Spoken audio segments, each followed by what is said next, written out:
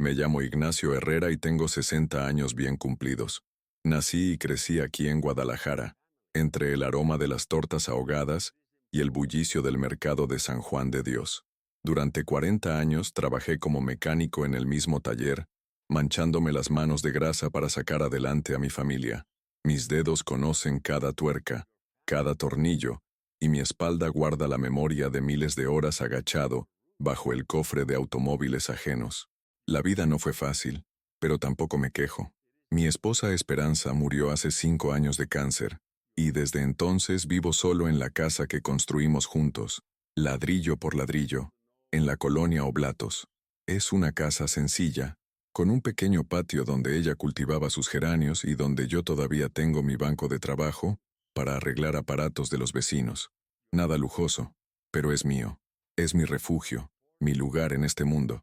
Mi hijo Rodrigo se casó hace 8 años con Paloma, una mujer de la capital, que nunca terminó de adaptarse a nuestras costumbres tapatías.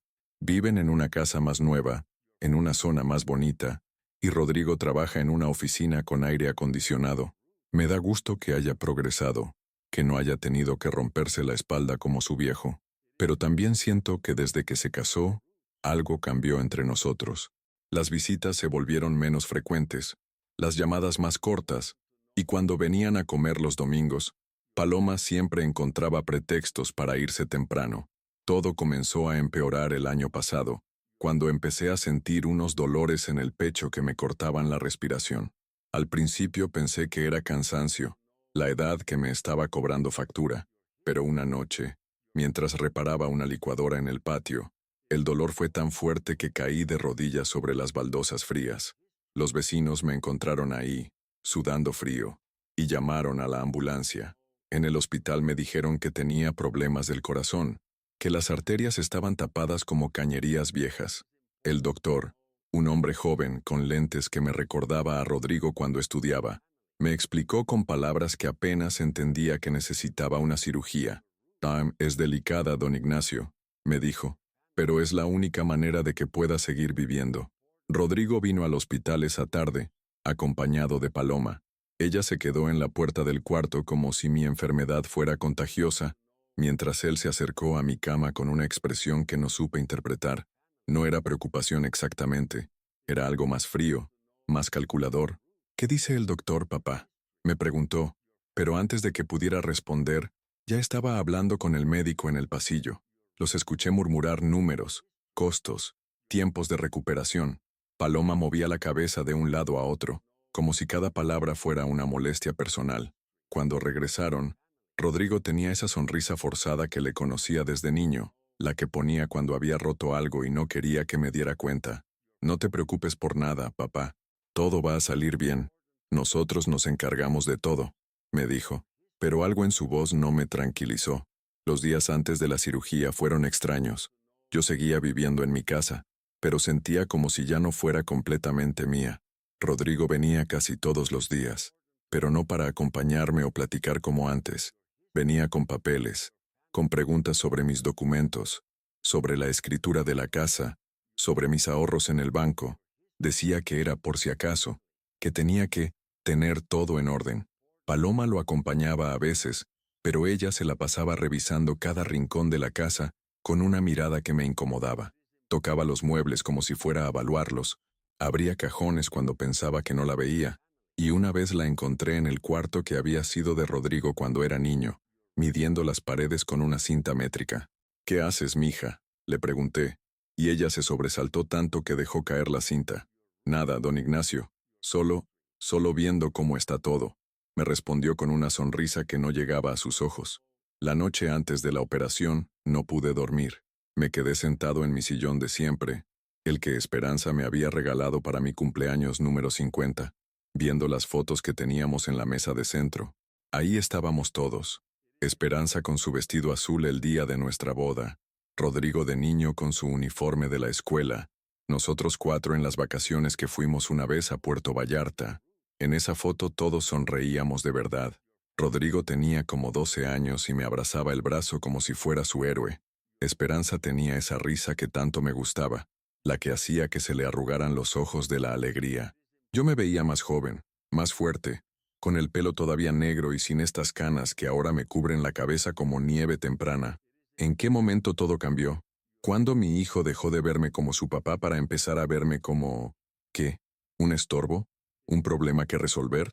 Esa madrugada, mientras esperaba que llegara la hora de ir al hospital, llamé a mi compadre Esteban, el único amigo que me quedaba de los viejos tiempos del taller.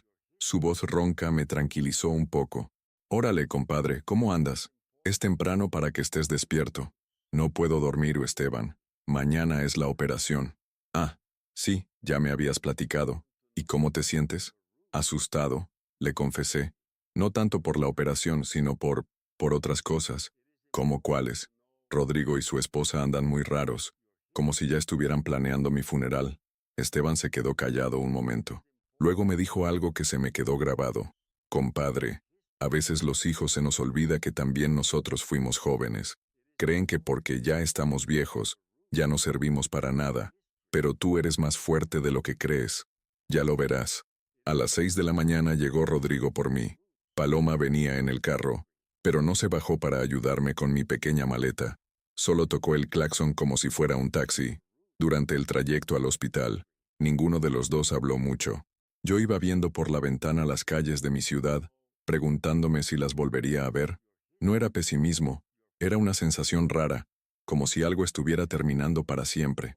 Cuando llegamos al hospital, Rodrigo me ayudó a bajar, pero lo hizo con una prisa que no entendí. Era como si tuviera otros lugares más importantes donde estar. «¿Te vas a quedar conmigo hasta que me lleven al quirófano?», le pregunté. «Sí, papá, claro, pero después tengo algunas diligencias que hacer». «¿Qué diligencias?» «Cosas del trabajo, papá. No te preocupes». Pero yo sí me preocupé.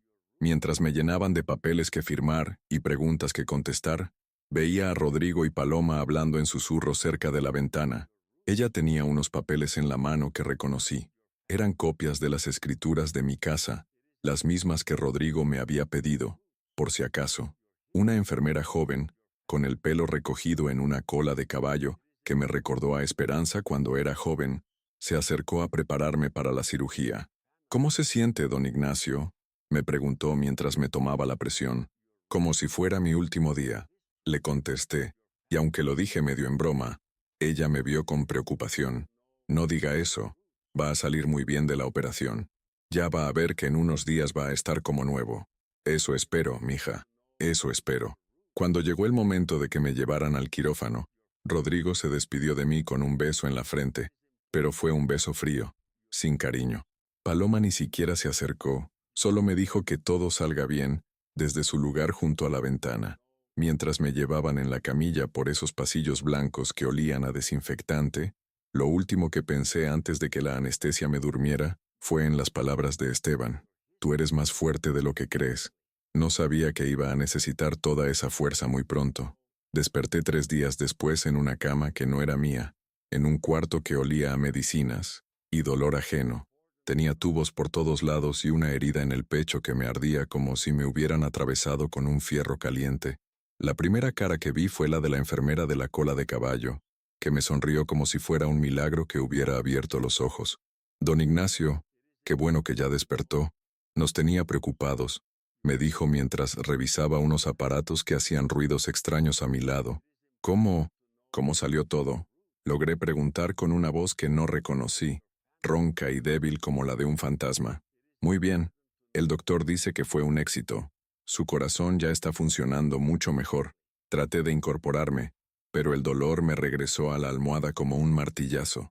«Despacio, don Ignacio. Todavía está muy delicado. Va a necesitar tiempo para recuperarse. ¿Dónde está mi hijo?». La enfermera dudó un momento, como si no supiera qué decir. Él viene en las tardes. Ahorita no es horario de visita, pero algo en su expresión me hizo sospechar que había más de lo que me estaba diciendo. Los siguientes días fueron una mezcla confusa de dolor, medicinas que me hacían sentir como flotando, y una soledad que me calaba hasta los huesos. Rodrigo venía, sí, pero sus visitas eran diferentes a lo que yo esperaba de un hijo cuyo padre acababa de pasar por una cirugía de vida o muerte. Llegaba siempre con Paloma, y los dos se quedaban parados al pie de mi cama como visitantes de cortesía, no como familia. Hablaban de cosas superficiales, del clima, de que los doctores decían que todo había salido bien, de que tenía que descansar, pero nunca me preguntaban cómo me sentía realmente, si tenía miedo, si necesitaba que me acompañaran. ¿Cuándo me voy a casa?, les pregunté una tarde, cuando ya llevaba una semana internado. Rodrigo y Paloma se vieron entre ellos con esa mirada que ya me conocía, esa comunicación silenciosa que tienen las parejas cuando no quieren que otros entiendan lo que están pensando. Bueno, papá, de eso queríamos hablarte, dijo Rodrigo, acercando una silla a mi cama pero sin sentarse, como si quisiera estar listo para salir corriendo. El doctor dice que tu recuperación va a ser larga, agregó Paloma, hablando por primera vez desde que había llegado. A que vas a necesitar cuidados especiales, terapia, medicamentos cada 3 horas. Sí, pero eso lo puedo hacer en mi casa. Allá tengo todo lo que necesito. No, papá, esa es la cosa, interrumpió Rodrigo.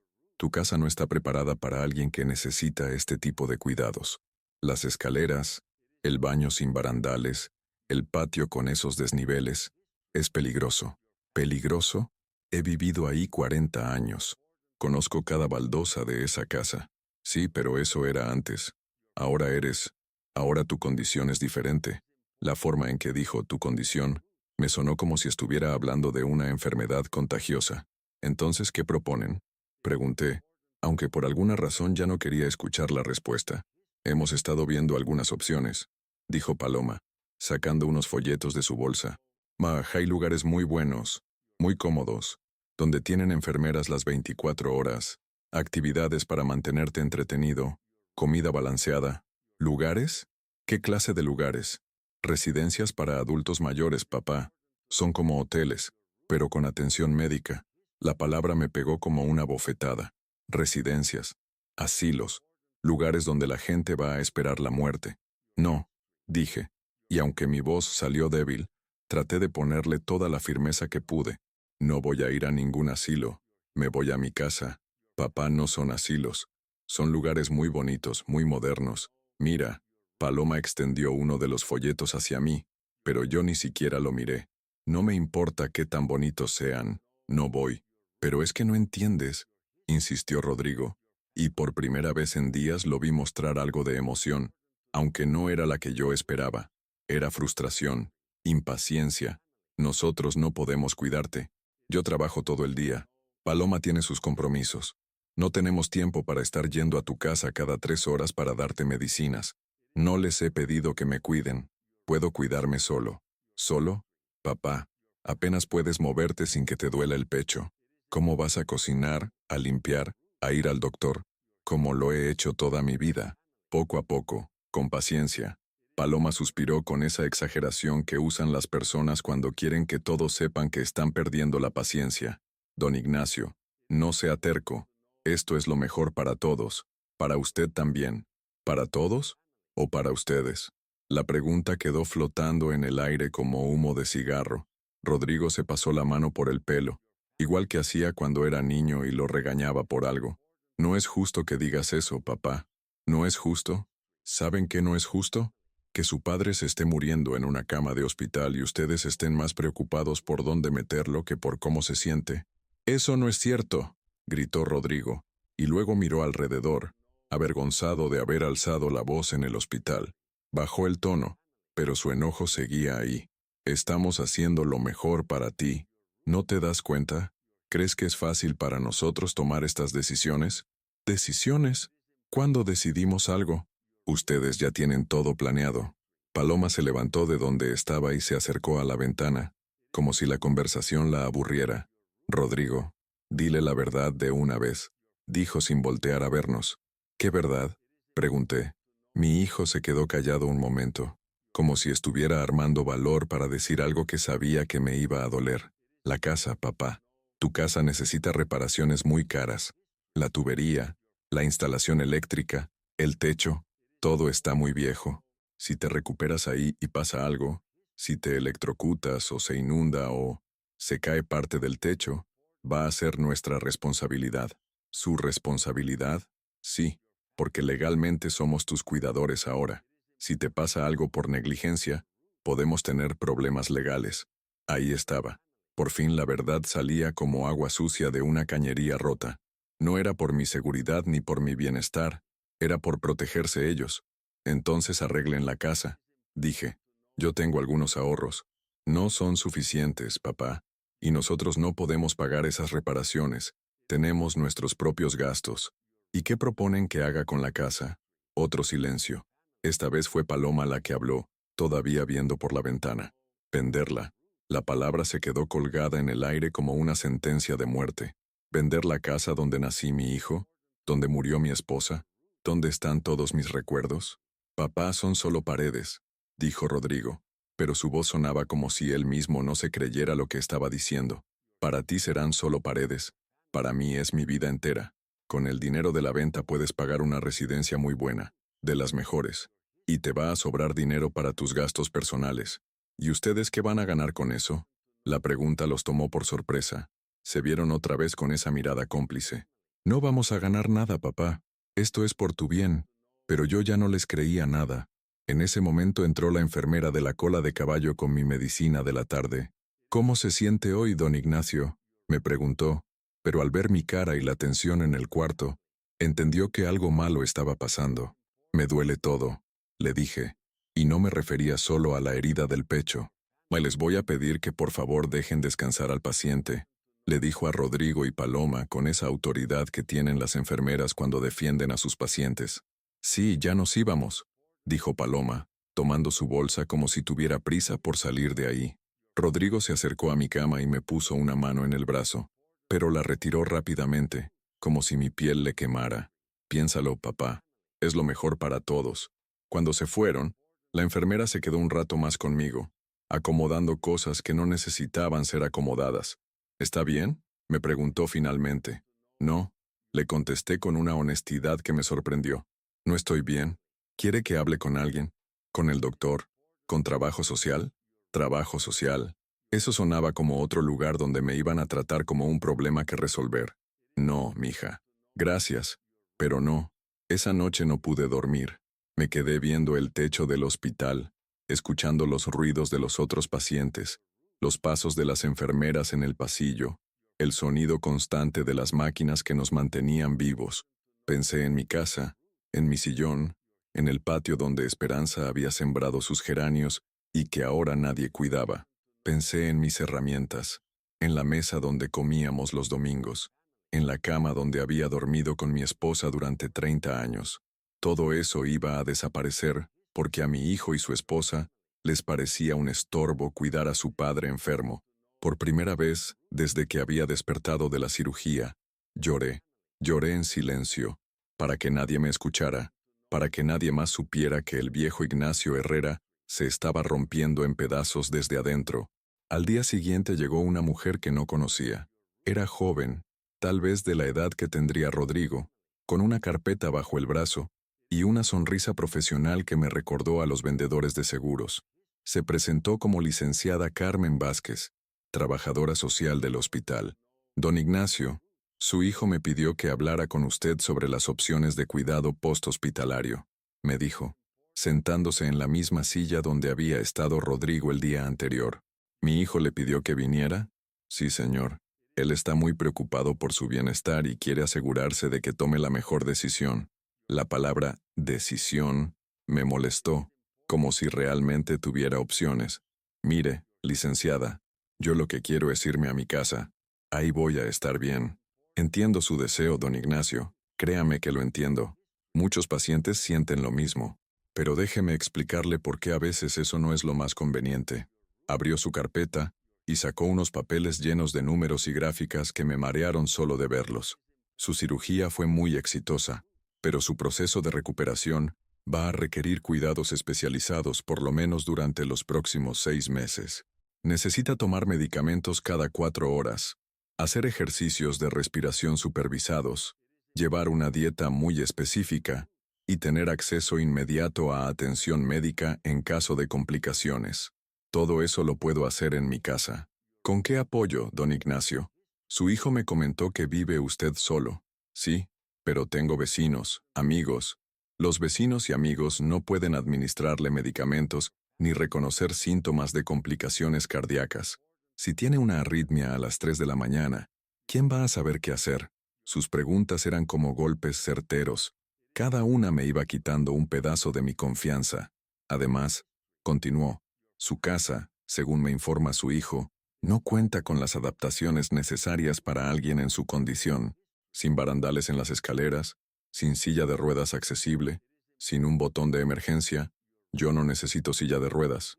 No ahorita. Pero si tiene una recaída, si se marea por los medicamentos, si se cae, si me caigo, me levanto. Toda la vida me he levantado. La licenciada me miró con esa expresión de paciencia fingida que usan los adultos con los niños tercos. Don Ignacio, entiendo que es difícil aceptar que necesitamos ayuda, pero a veces la valentía no está en resistirse al cambio, sino en aceptar lo que es mejor para nosotros, aunque no nos guste. ¿Y qué es lo mejor para mí según ustedes? Sacó otros papeles de su carpeta, estos con fotos a colores de lugares que parecían hoteles de lujo. Hay varias opciones de residencias asistidas en la ciudad, todas con personal médico capacitado, actividades recreativas, comida balanceada, compañía de personas de su edad. ¿Y cuánto cuestan estos hoteles de lujo? Bueno, eso depende del nivel de atención que requiera, pero su hijo me comentó que con la venta de su propiedad, ahí estaba otra vez, la venta de mi casa, como si ya fuera un hecho consumado. Mi casa no está en venta. Don Ignacio, su hijo tiene poder legal para tomar estas decisiones y considera que usted no puede hacerlo por sí mismo debido a su condición médica. Esas palabras me cayeron como un balde de agua fría. ¿Poder legal? ¿Cuándo había firmado yo algo que le diera a Rodrigo poder sobre mis decisiones? ¿Qué poder legal? Los documentos que firmó antes de la cirugía. Es un procedimiento estándar cuando alguien va a someterse a una operación de alto riesgo. Recordé vagamente haber firmado varios papeles el día de la operación, pero estaba tan nervioso y asustado que no leí los detalles. Solo quería que me operaran y salir bien. Yo no recuerdo haber firmado nada que le diera control de mis decisiones a mi hijo. Está en los documentos del hospital, don Ignacio. Su hijo es ahora su representante legal para decisiones médicas y de cuidado personal.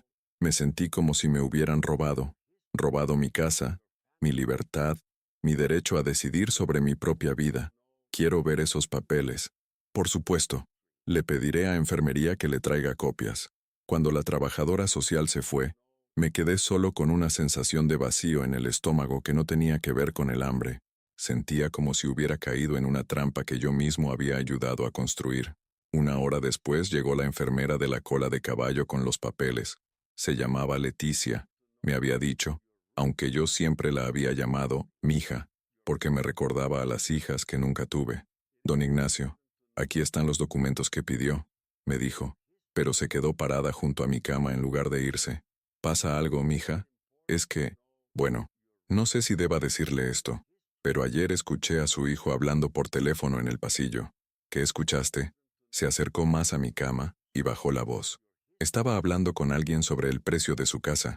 Decía algo de que ya tenían un comprador interesado y que querían cerrar el trato rápido. El corazón se me aceleró tanto que pensé que iba a necesitar otra cirugía. ¿Estás segura? Sí, don Ignacio.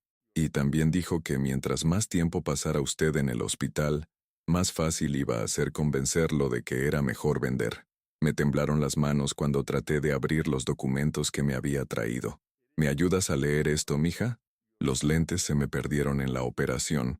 Leticia tomó los papeles y empezó a leer. A medida que avanzaba, su expresión se fue poniendo más seria.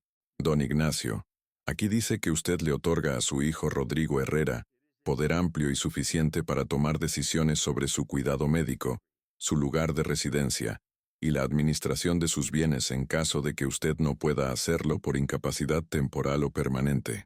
¿Incapacidad permanente? Sí, señor.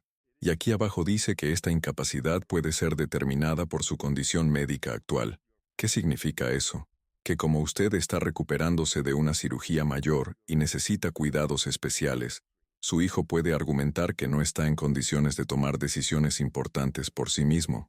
Me quedé callado, procesando lo que acababa de escuchar. Mi propio hijo había usado mi enfermedad para quitarme el control de mi vida. Mija, ¿tú qué opinas? ¿Crees que estoy loco? ¿Que no puedo tomar mis propias decisiones? Leticia me miró directo a los ojos, y en su mirada vi algo que no había visto en la de mi familia. Respeto. Don Ignacio, Usted está perfectamente consciente y capacitado. Sí, está recuperándose de una cirugía, pero eso no lo hace incapaz mental. Yo he visto pacientes que realmente no pueden tomar decisiones por sí mismos, y usted no es uno de ellos. Entonces, ¿qué puedo hacer? Bueno, estos documentos se pueden revocar. Usted puede ir con un abogado y anular el poder que le dio a su hijo. ¿Un abogado? ¿Y con qué dinero? Hay abogados que dan consultas gratuitas, especialmente para casos de adultos mayores. Yo conozco uno que podría ayudarlo. Por primera vez en días, sentí una pequeña chispa de esperanza. ¿De verdad harías eso por mí? Don Ignacio, mi abuela pasó por algo parecido hace años.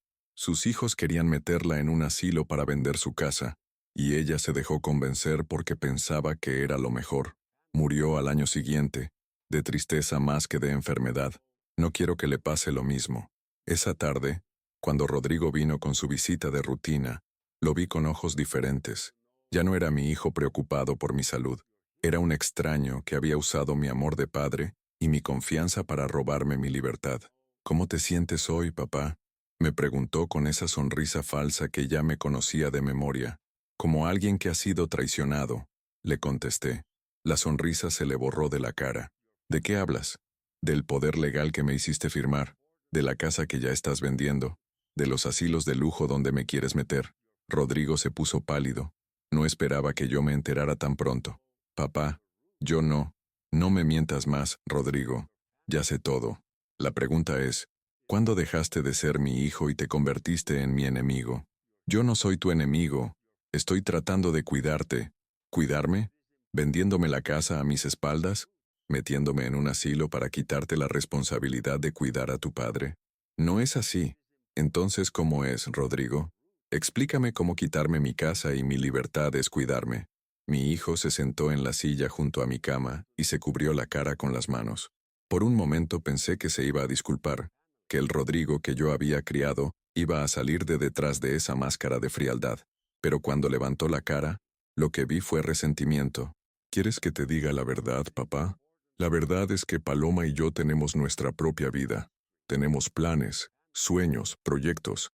Y no podemos estar corriendo cada rato a cuidar a un viejo terco que no entiende que ya no puede vivir solo. Sus palabras me dolieron más que la herida del pecho. ¿Un viejo terco? Sí, papá. Un viejo terco que prefiere morirse en su casa mugrienta antes que aceptar ayuda. ¿Sabes qué va a pasar si te dejamos que te vayas a tu casa? Que en un mes vamos a estar de vuelta en el hospital porque te caíste, o porque no te tomaste las medicinas, o porque te dio otro ataque al corazón. Y otra vez va a ser nuestra culpa, nuestra responsabilidad. Nadie les ha pedido que sea su responsabilidad, pero lo es. ¿No lo entiendes? Si te pasa algo, vamos a ser nosotros los que tengamos que lidiar con las consecuencias. Y ya no queremos lidiar contigo, papá. Ya no tenemos ganas. La honestidad brutal de sus palabras me dejó sin aire. Por fin había dicho lo que realmente pensaba, que yo era una carga de la que se quería librar. Está bien, le dije con una calma que no sabía que tenía. Ya entendí. ¿Entendiste qué? Que para ti ya no soy tu papá. Soy un problema. Y como todo problema, quieres resolverlo de la manera más fácil. No es así. Sí es así, Rodrigo. Y está bien. No todos los hijos quieren a sus padres cuando se vuelven viejos y enfermos. Al menos tú eres honesto.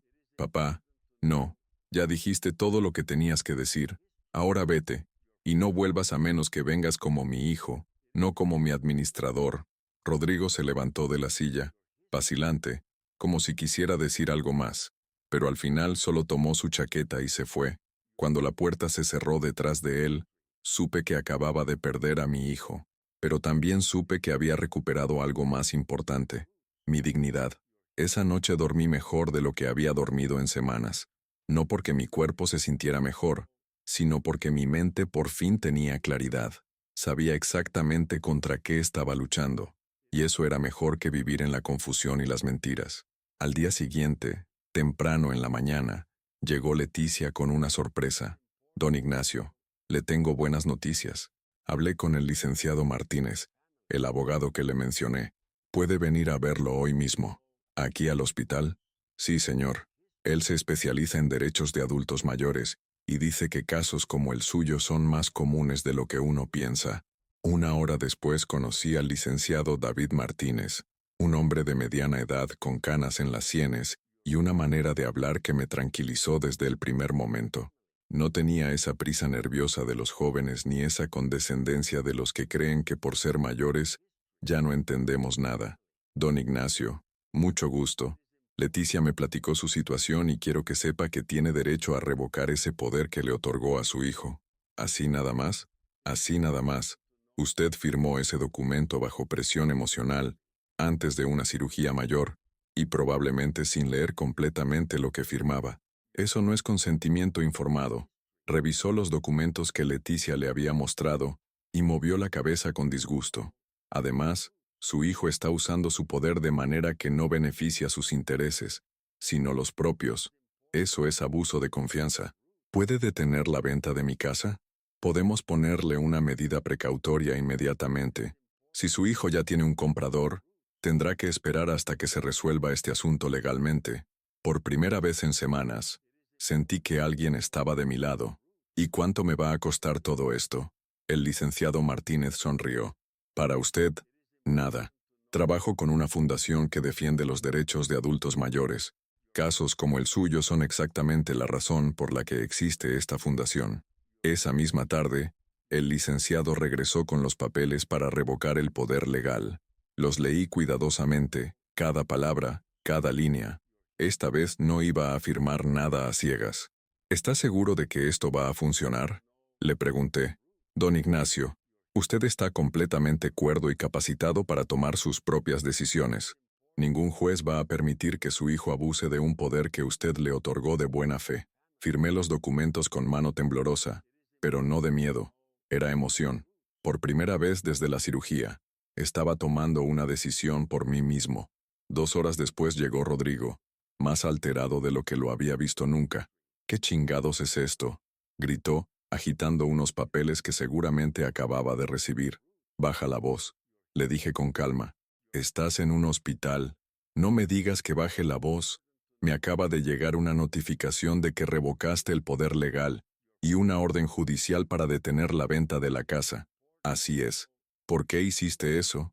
Porque me di cuenta de que mi propio hijo me estaba robando. Yo no te estoy robando, te estoy cuidando. ¿Vendiendo mi casa sin mi permiso es cuidarme? Rodrigo se pasó las manos por el pelo, desesperado.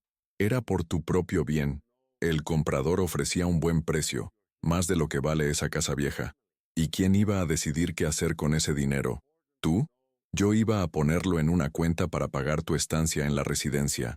¿Toda? ¿O nada más una parte? El silencio de Rodrigo fue más elocuente que cualquier respuesta. Ahí tienes tu respuesta, le dije. Papá, esto es una estupidez. Vas a terminar muriendo solo en esa casa. ¿Eso es lo que quieres? Prefiero morirme solo en mi casa que vivir como prisionero en un lugar que no elegí. Pero no puedes cuidarte solo. ¿Quién dice que voy a estar solo? En ese momento, entró Leticia con mi medicina de la tarde, seguida de una mujer mayor que no había visto antes. Don Ignacio, me dijo Leticia, le presento a doña Carmen Jiménez. Ella es enfermera jubilada y está interesada en el trabajo de cuidadora domiciliaria que platicamos. Doña Carmen era una mujer de unos 50 años, con el pelo gris recogido en un chongo y una sonrisa sincera que me recordó a Esperanza. Mucho gusto, don Ignacio. Leticia me ha platicado de su caso y me interesa mucho ayudarlo. ¿Usted haría eso? Claro que sí. Yo cuidé a mi propio padre hasta que murió, y sé lo importante que es para un hombre estar en su propia casa, con sus propias cosas. Rodrigo nos veía a todos como si fuéramos locos. ¿Y con qué dinero vas a pagarle?, me gritó. Con mi pensión y mis ahorros, le contesté tranquilamente. Tus ahorros no van a durar ni 6 meses, entonces durarán 6 meses, y después veremos qué pasa. Eres un terco, un viejo terco y estúpido. Sí, le dije. Soy un viejo terco, pero soy un viejo terco libre. Rodrigo se quedó viéndome un momento, como si fuera a decir algo más, pero luego miró a doña Carmen, a Leticia, al licenciado Martínez que había llegado justo en ese momento, y se dio cuenta de que ya no tenía aliados en ese cuarto. Está bien, dijo finalmente. Haz lo que quieras, pero cuando te pase algo, no vengas a buscarme. No te voy a buscar, le contesté. Ya entendí que no puedo contar contigo. Se fue dando un portazo que resonó por todo el pasillo. Doña Carmen se acercó a mi cama. ¿Estás seguro de que quiere hacer esto, don Ignacio? Su hijo tiene razón en que va a ser difícil. Doña Carmen, durante 40 años trabajé arreglando carros descompuestos. Si algo aprendí es que las cosas difíciles no son imposibles, solo requieren más paciencia. Entonces cuente conmigo. Podemos empezar cuando usted salga del hospital. El licenciado Martínez se acercó también. Don Ignacio, quiero que sepa que la orden judicial ya está en efecto. Su casa no se puede vender sin su consentimiento por escrito. Y si su hijo trata de presionarlo de alguna manera, me llama inmediatamente. Y si él trata de usar mi enfermedad para declararme incapacitado, tendrá que probarlo ante un juez, con evaluaciones psiquiátricas independientes. Y considerando que usted acaba de demostrar que puede tomar decisiones racionales y complejas, va a ser muy difícil. Una semana después, el doctor me dio de alta. Doña Carmen llegó temprano en la mañana con una silla de ruedas y una sonrisa. ¿Listo para ir a casa, don Ignacio? Más que listo. Leticia vino a despedirse de mí. Cuídese mucho, don Ignacio. Y no dude en llamarnos si necesita algo. Gracias, mija, por todo. Usted fue mi ángel guardián cuando más lo necesitaba. No, don Ignacio. Usted fue muy valiente. No todos tienen el valor de pelear por su libertad. El trayecto a mi casa fue como un renacimiento. Ver las calles de mi barrio, los puestos de tacos que conocía desde hace décadas, la tienda de don Felipe donde siempre compraba mi periódico, todo me parecía nuevo y hermoso. Cuando llegamos a mi casa, doña Carmen me ayudó a bajar del taxi. La casa se veía un poco descuidada después de tantas semanas de abandono, pero seguía siendo mía. Es más pequeña de lo que pensaba, me dijo doña Carmen, pero tiene todo lo que necesito, le contesté. Entramos juntos, y por primera vez en mucho tiempo, me senté en mi sillón favorito. Desde ahí podía ver el patio donde Esperanza había sembrado sus geranios. Estaban marchitos por falta de cuidado, pero aún tenían vida. ¿Sabe qué vamos a hacer primero? Le dije a doña Carmen. ¿Qué? Regar esas flores. Mi esposa las plantó, y no voy a dejar que se mueran por mi culpa. Doña Carmen me ayudó a levantarme, y con pasos lentos pero seguros, caminé hacia el patio. Tomé la manguera que había usado miles de veces y regué cada planta con cuidado. El agua corrió por la tierra seca, empapándola, devolviéndole vida, y yo sentí que algo parecido estaba pasando conmigo. Después de semanas de sentirme seco por dentro, muerto en vida, el agua de la libertad y la dignidad estaba regresando a mi alma. Esa noche, acostado en mi propia cama, con doña Carmen durmiendo en el cuarto de al lado por si necesitaba algo, miré por la ventana hacia las estrellas que brillaban sobre Guadalajara. Pensé en Rodrigo y sentí más tristeza que coraje. Había perdido a mi hijo, sí, pero había ganado algo que me habían tratado de quitar, mi derecho a ser quien soy, donde soy feliz, hasta el último día de mi vida. Y si ese día llegaba pronto o tarde, al menos llegaría en mi casa, en mi sillón, rodeado de mis recuerdos y mi libertad. Los geranios de esperanza iban a florecer otra vez, y yo también. 6 meses después, estaba sentado en mi patio una tarde de marzo, viendo cómo los geranios de esperanza habían florecido más hermosos que nunca. Doña Carmen estaba en la cocina preparando la cena, tarareando una canción que me recordaba a los viejos tiempos. Mi recuperación había sido más rápida de lo que cualquiera había esperado, incluido el doctor que me revisaba cada mes.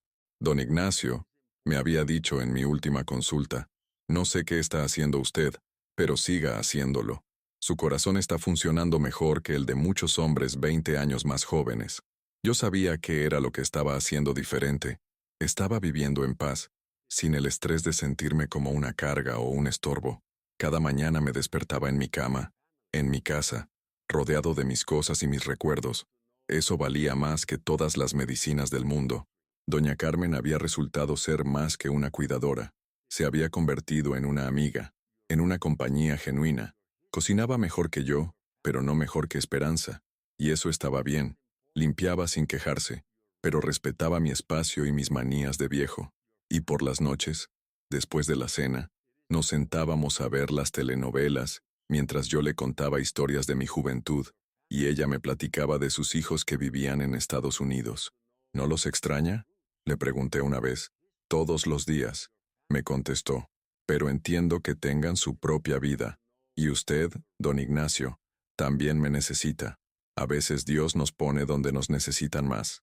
Esa tarde de marzo, mientras regaba mis plantas, escuché que tocaban la puerta. Doña Carmen fue a abrir, y unos minutos después, regresó con una expresión extraña en la cara. Don Ignacio, tiene visita. ¿Quién es? Su hijo. Se me secó la boca. No había vuelto a saber nada de Rodrigo desde el día que se fue del hospital gritando. Ni una llamada, ni una visita. Ni siquiera preguntó por mí cuando doña Carmen fue al hospital por mis medicinas y se encontró con Leticia. ¿Qué quiere? No lo sé. Solo dice que necesita hablar con usted. Dile que pase. Rodrigo apareció en el patio unos minutos después, pero no era el mismo hombre que había conocido toda mi vida. Estaba más delgado, tenía ojeras profundas, y su ropa se veía arrugada, como si hubiera dormido con ella puesta. Hola, papá. Rodrigo.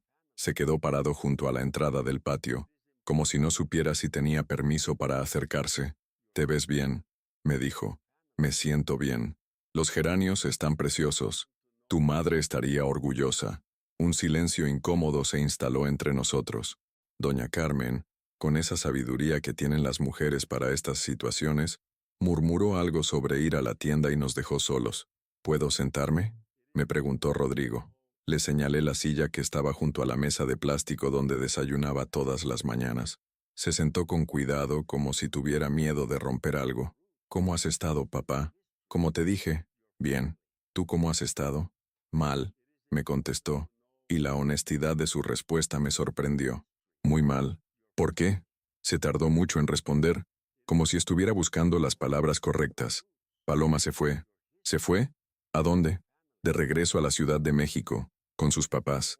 Dice que no puede estar casada con alguien que es capaz de abandonar a su propio padre. La ironía de la situación no se me escapó. La misma mujer que había empujado la idea de meterme en un asilo, ahora lo estaba juzgando por haberlo intentado. ¿Y tú qué piensas de eso? Que tienes razón. Rodrigo se cubrió la cara con las manos, y por un momento pensé que se iba a poner a llorar. Papá, he venido a pedirte perdón. ¿Perdón por qué? Por todo. Por intentar venderte la casa, por querer meterte en un asilo, por tratarte como si fueras un estorbo en lugar de mi padre. ¿Y por qué cambias de opinión ahora? ¿Porque se fue tu esposa? No, me dijo, levantando la cara para mirarme directo a los ojos. Bueno, sí, en parte, pero también porque he tenido 6 meses para pensar en lo que hice, y no puedo vivir conmigo mismo. Explícame. Se levantó de la silla y empezó a caminar en círculos por el patio, igual que hacía cuando era niño y estaba nervioso. ¿Te acuerdas cuando yo tenía 8 años y me caí de la bicicleta aquí en el patio? Me raspé toda la rodilla y estaba sangrando mucho. Me acuerdo. Mamá no estaba. Había ido al mercado. Y tú dejaste todo lo que estabas haciendo. Me cargaste, me llevaste adentro, me curaste la herida, y te quedaste conmigo hasta que paró de doler. No te importó que tuvieras prisa. No te importó que fuera tu día de descanso. Solo te importaba que yo estuviera bien. Eras mi hijo. Es lo que hacen los padres. Exactamente. Es lo que hacen los padres. Y cuando tú me necesitaste, cuando estabas asustado y enfermo después de una cirugía de corazón, yo no me comporté como tu hijo. Me comporté como un extraño que solo quería liberarse de un problema. Se detuvo frente a mí y se arrodilló junto a mi silla, como solía hacer cuando era niño y quería pedirme algo importante. Papá, sé que no merezco tu perdón. Sé que te lastimé de una manera que tal vez no se puede reparar. Pero necesito que sepas que todos estos meses he estado pensando en el hombre que tú fuiste para mí, y en el hombre en el que yo me convertí contigo. ¿Y qué conclusión sacaste? Que me da vergüenza ser tu hijo.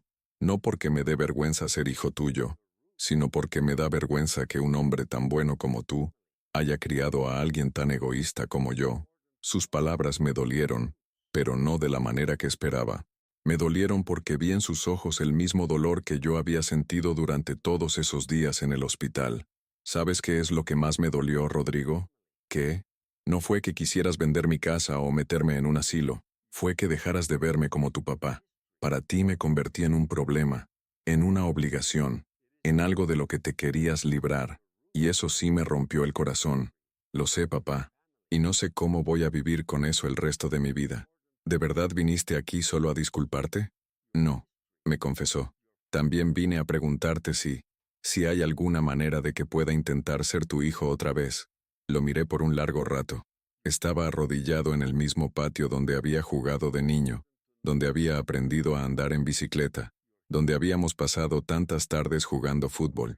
En sus ojos vi algo que no había visto en meses: vulnerabilidad genuina. Rodrigo, ponte de pie. Un hombre de tu edad no debe estar arrodillado frente a nadie.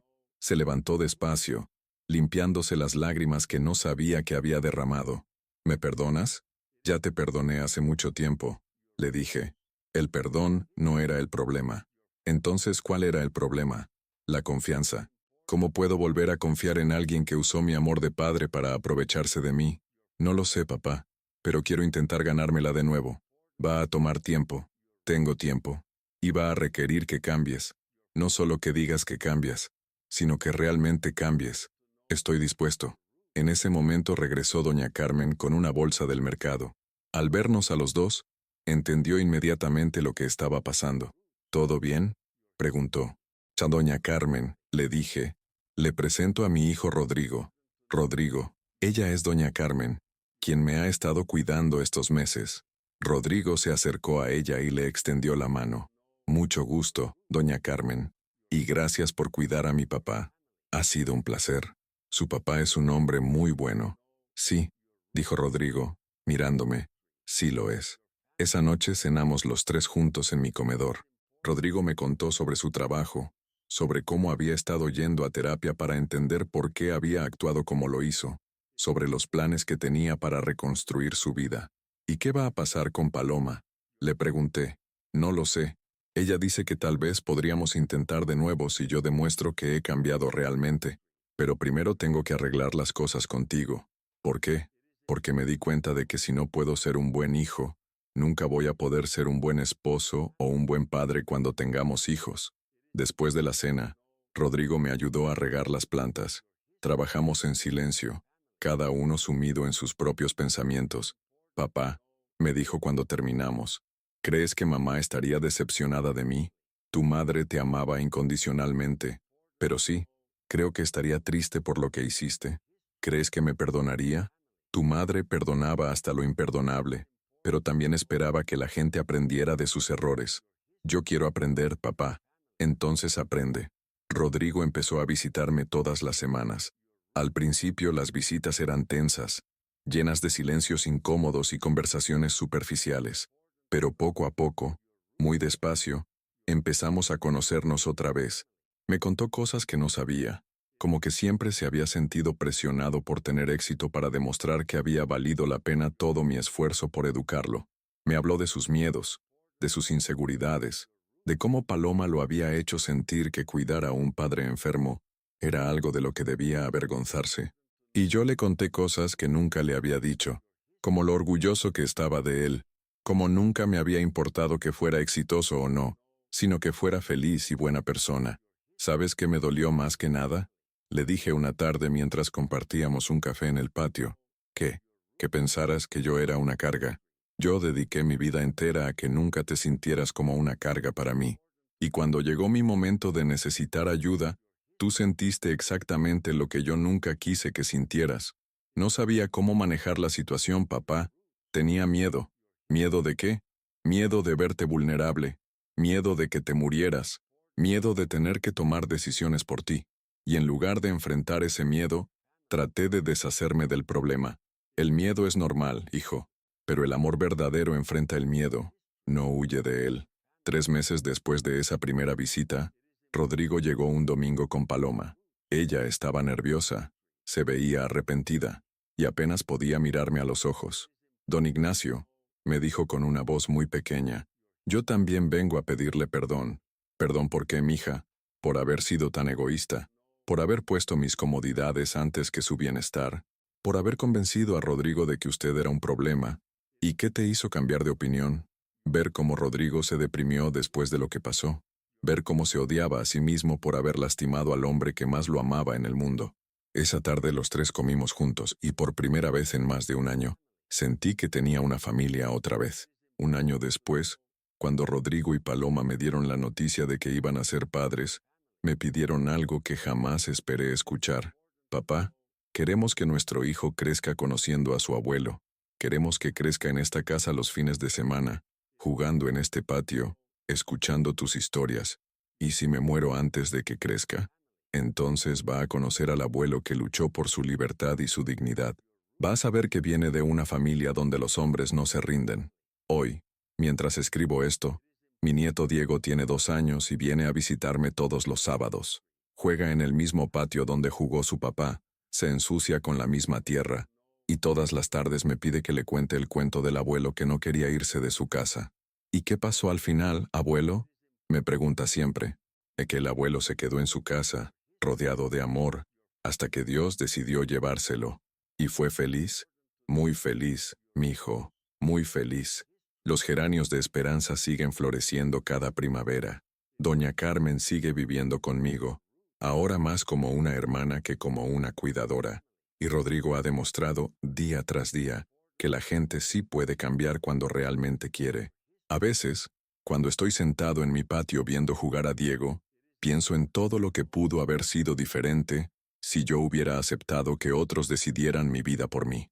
Hubiera muerto como un extraño para mi familia, en un lugar que no era mío, rodeado de gente que me cuidaba por dinero, no por amor. En lugar de eso, estoy aquí, en mi casa, viendo crecer a mi nieto, siendo testigo de cómo mi hijo se convirtió en el hombre que yo siempre supe que podía ser. La vida me enseñó que a veces hay que pelear por la dignidad, que el amor verdadero puede reparar hasta las heridas más profundas, y que nunca es demasiado tarde para que una familia encuentre el camino de regreso. Y esas son lecciones que vale la pena vivir para enseñar.